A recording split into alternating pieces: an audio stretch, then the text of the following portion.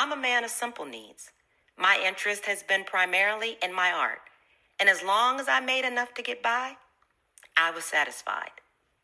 These are the simple yet poignant words of graphic artist and teacher James Wells, an influential figure in 20th century art.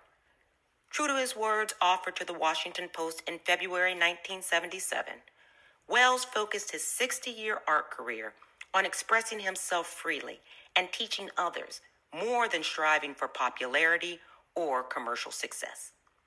Consistently, his influence on generations of artists was substantial, including the likes of Elizabeth Catlett and other prominent artists of the 20th century. Born in Atlanta in 1901, Wells's family soon relocated to Florida.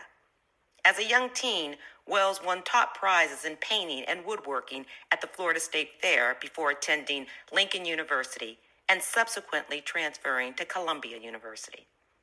In New York, he was particularly inspired by an African sculpture exhibit at the Brooklyn Museum, and more broadly, by the printmaking and woodcuts of 15th century artist Albrecht Dürer and the German expressionist of the 1920s. Printmaking became his passion. Though many of his peers saw little value in this art form, Wells nonetheless made a name for himself during the Harlem Renaissance. Upon graduating from Columbia, he created block prints to highlight Negro life from the articles and publications of the day.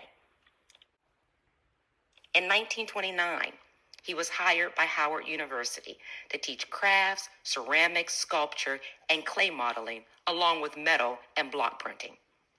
During the Civil Rights era, Wells protested segregation along with his Howard students at lunch counters and police departments. Like his students, he was harassed and threatened.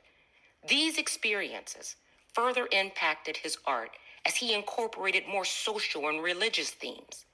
In turn, his art would impact others, earning him numerous honors throughout his teaching career and after his 1968 retirement from Howard.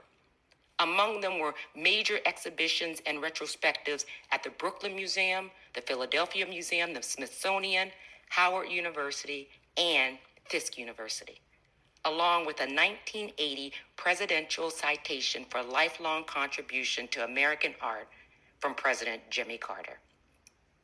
Yet even with his accomplishments, the late Wells ultimately felt that the artist's primary responsibility is to himself. My belief is that art has a social message and should be expressive of the artist's reaction to society, Wells told the Washington Post. But first, there's always the aesthetic of joy and happiness for the perpetrator of the art, me.